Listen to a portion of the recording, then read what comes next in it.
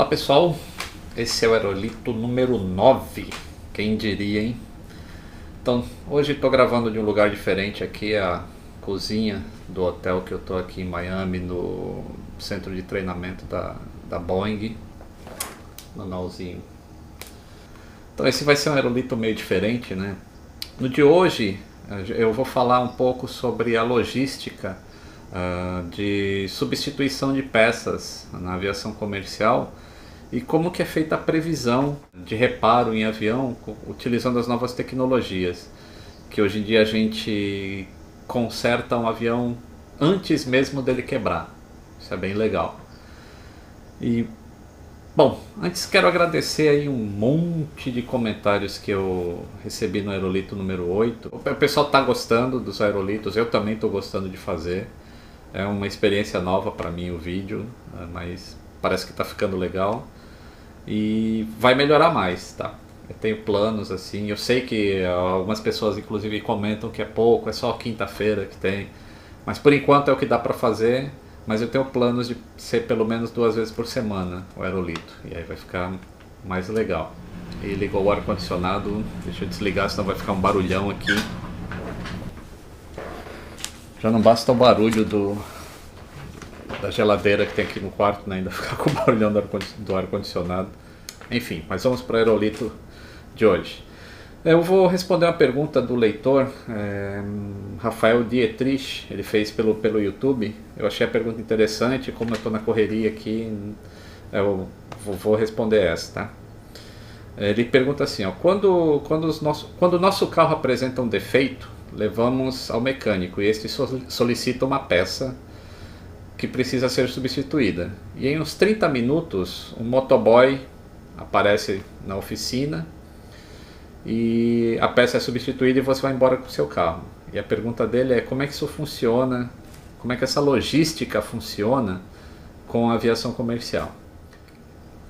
Um avião, ao contrário de um carro, ele possui assim, diversos componentes que podem estar inoperantes sem que a segurança do voo seja afetada. E há também outros componentes que, se estiverem inoperantes, o avião não pode voar. Toda essa lista de componentes que podem estar operando ou podem estar inoperantes, elas ficam combinadas num manual que se chama MEL. E é assim mesmo, é como mel de abelha, abreviação de Minimum Equipment List. Então nesse manual é que está a lista de todos esses equipamentos.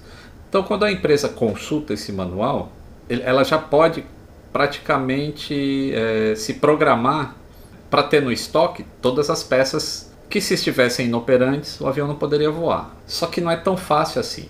Primeiro porque são milhares de componentes. E segundo que geralmente esses que tem que estar funcionando desculpa, para o avião decolar são muito caros. Então, para resolver o problema, o que as empresas fazem? Tem basicamente 3 soluções, 3 approaches para esse problema da logística. O primeiro, o mais comum, é que ao contrário do que muita gente pensa ou imagina, a concorrência entre uma empresa aérea e outra, ela não desce ao nível da manutenção. Então a concorrência assim, para pegar o passageiro, para quem vende mais barato, quem atende melhor, essa concorrência existe acima da asa. Abaixo da asa, que é onde a manutenção fica, existe uma ajuda. Não é bem um acordo de cavalheiros, porque envolve dinheiro. Mas uma empresa aérea ajuda a outra. Então, vamos pegar um exemplo. As empresas aéreas americanas que voam para São Paulo, por exemplo, Delta, United, American, são as 3 maiores. É impossível cada uma dessas empresas ter todos os componentes que precisa lá em Guarulhos, se caso o avião der uma pane. Mas é possível que a United tenha alguma coisa que a American não tem, a American tem alguma coisa que a United não tem, a Delta tem alguma coisa que a American e a United não tem. Então, se dá uma pane em uma dessas empresas aéreas e a peça que precisa para consertar o avião não está disponível naquela empresa, o mecânico vai pegar o telefone e vai ligar para um setor da empresa dele que se chama AOG Desk, Aircraft on Ground Desk, E esses desks, eles vão entrar em contato com os desks das outras empresas e vão saber se as outras empresas têm aquele componente em São Paulo. Se tiver, aí entra toda uma papelada, uma burocracia e tudo, mas esse componente é emprestado para essa empresa que está precisando, e o componente é então instalado naquele avião, ele vai cumprir todos os requisitos de segurança e tudo mais, porque todas as empresas são homologadas para fazer o mesmo programa de manutenção, e o avião vai embora. E esse componente, o preço dele é cobrado por hora de voo. Então essa seria o primeiro tipo de logística que tem para consertar um avião, quando precisa de uma peça. O segundo approach é o que a gente chama de pool.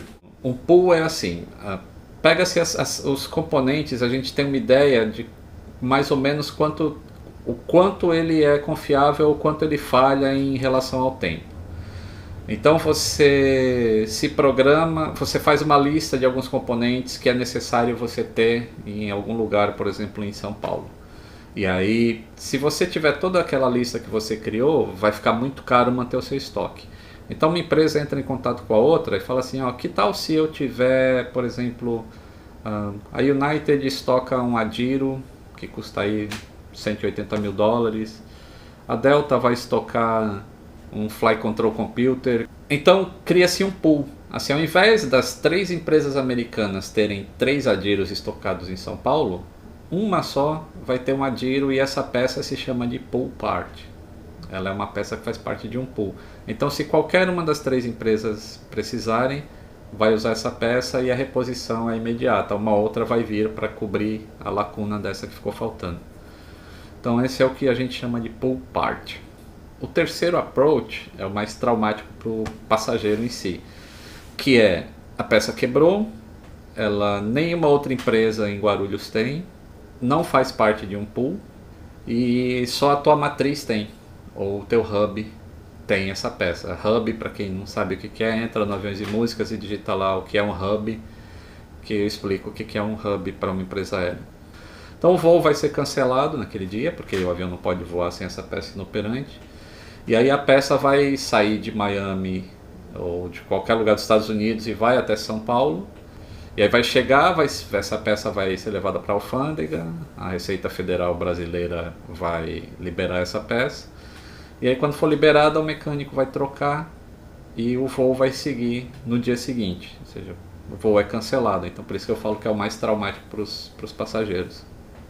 E já que eu falei dessa parte de logística, né, as novas tecnologias ajudam bastante. Assim, os aviões mais modernos, o 787, o A380, o A350, o próprio A320, o 77, já possuem esse sistema de monitoramento remoto, mas não tão avançado quanto os aviões de última geração. Então, os aviões de última geração eles possuem um sistema de telemetria. Eu falo telemetria, não é esse o termo que a gente usa, mas só para fazer analogia com um carro de Fórmula 1, extremamente avançado. Então são milhares de parâmetros que são monitorados em tempo real enquanto o avião está voando. E existe um software que foi desenvolvido pela Boeing, eu vou falar mais da Boeing que eu conheço, eu não sei exatamente como funciona nos Airbuses, mas no caso da Boeing existe um software que ela desenvolveu que se chama AHM, que é Aircraft Health Monitoring, que é o monitoramento da saúde do avião. E esse software ele monitora diversos parâmetros. Então, um exemplo assim, o sistema monitora a temperatura de saída de uma bomba hidráulica. E ele verifica se o diferencial de temperatura entre o que aquela bomba está jogando e a temperatura do óleo que está retornando para o reservatório aumentar mais do que um valor X que ela identificou, por mais de X vezes, isso vai gerar vai mudar uma cor lá no software.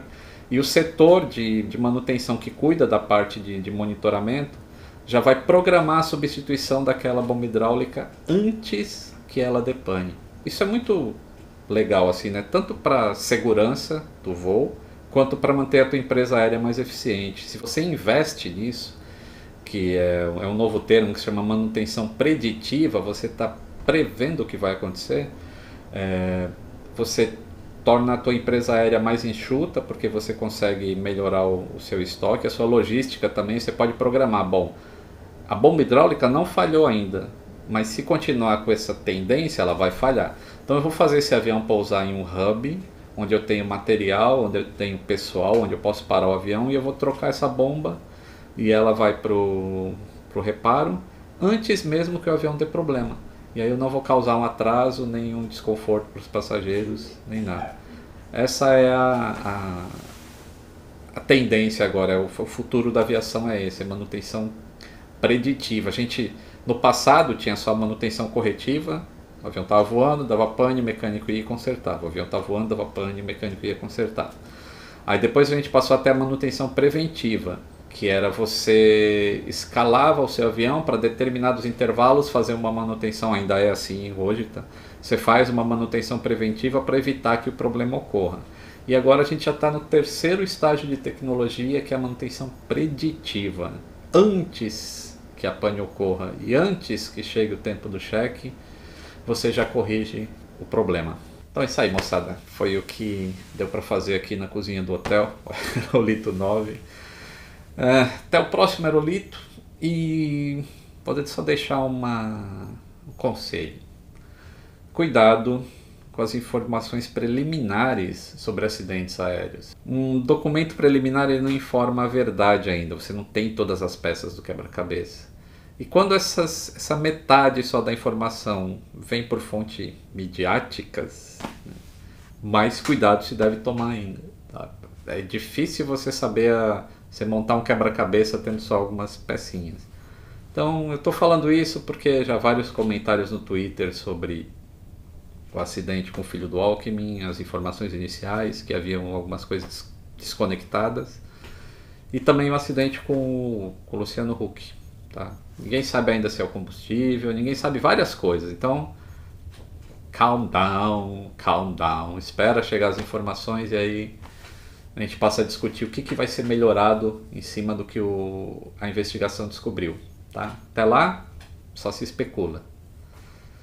Tchau.